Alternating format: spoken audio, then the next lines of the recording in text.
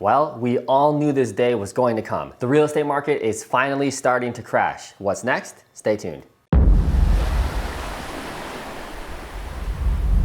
What's up, fruitful investors? Welcome to my channel where, yes, I am a YouTuber, but I'm also a real estate investor and business owner doing real things in the background, not just up here on YouTube talking about it. So if you're investing in real estate or if you're in the real estate industry, you're definitely noticing a switch going on. The tides are definitely starting to turn where people are starting to sit on the sidelines and we're seeing less and less multiple offer situations, which in my area, actually, we're starting to see prices decline a little bit. Will it stay? Will it go further? Time will tell, but here's my honest thoughts on what's probably gonna happen with the real estate market. It doesn't matter how you feel! Exactly. In the grand scheme of things, it really doesn't matter. Tell them again, Rock. It doesn't matter how you're doing!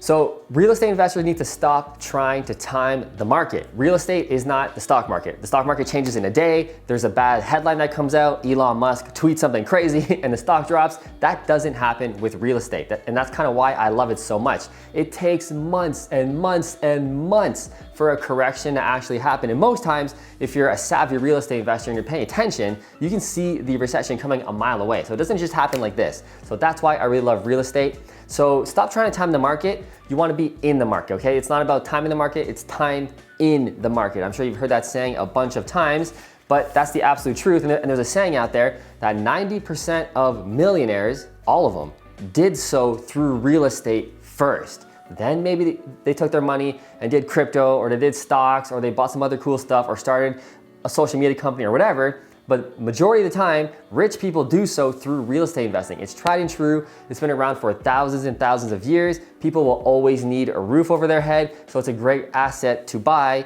and invest in. So the longer you're in it, the better for your wallet. Which leads me to number two, buy with a long-term mentality. So again, it's not the stock market. You can't just buy houses and sell them unless you're very savvy, which is called flipping. And that's what I do right now. That's like my main business.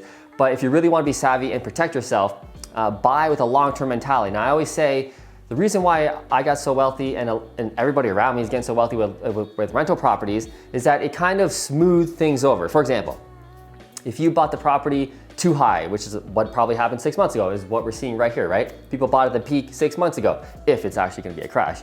If you bought too high, if you renovated too much, right? The house is worth 500 grand, but you spent 600 in total with the purchase and the renovation. Now you're in it for 100 more. That sucks. Those situations suck.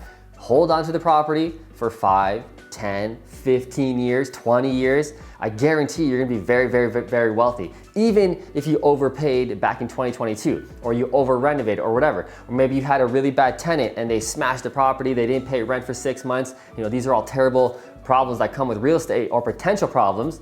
They suck, but hold the property a couple more years. I can almost guarantee you're gonna make a lot of money because the tenants are paying down the mortgage. It's also appreciating in value every single month. In most markets right now, we're seeing a little pullback, but majority of the time, it's going up in value. So you see your spread is getting bigger and bigger and bigger. So if you hold the property, even if the market doesn't really go up that fast, 1%, 2% a year, which would be like a terrible market, it's still getting paid down. So maybe it's staying here, but it's still getting paid down. Maybe it goes up a little bit more. It's still getting paid down. So your spread is getting bigger and bigger. So buy with a long-term mentality, and you're gonna kind of protect yourself from bad things happening, which leads me to number three here, rising interest rates, slowing the market. So that's what we're seeing right now. That's what's kind of putting people on the sidelines. In the US, you guys have your rates going way up. I know that because I just bought a property in Naples, Florida, and your rates are outrageous compared to here in Canada.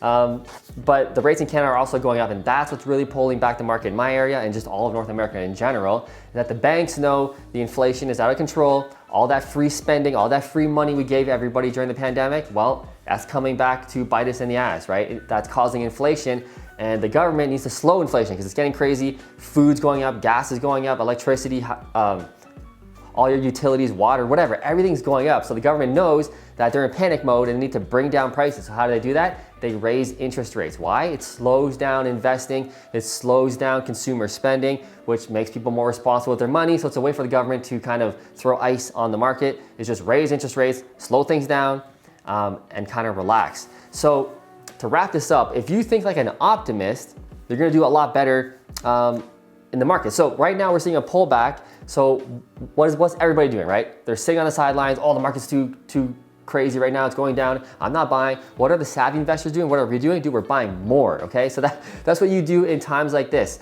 What's the Warren Buffett saying? Be fearful when people are greedy and greedy when people are fearful. Well, right now, people are very, very fearful. So what should we be?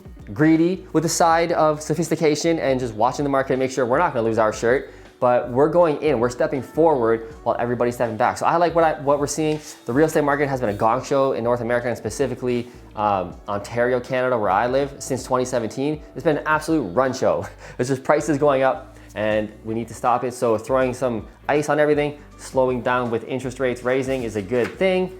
It's gonna make actually for better deals to come because people are gonna be more desperate eventually to sell properties at a discount, which is the business I'm in. I'm in buying properties at a discount and flipping them. So I like what I'm seeing.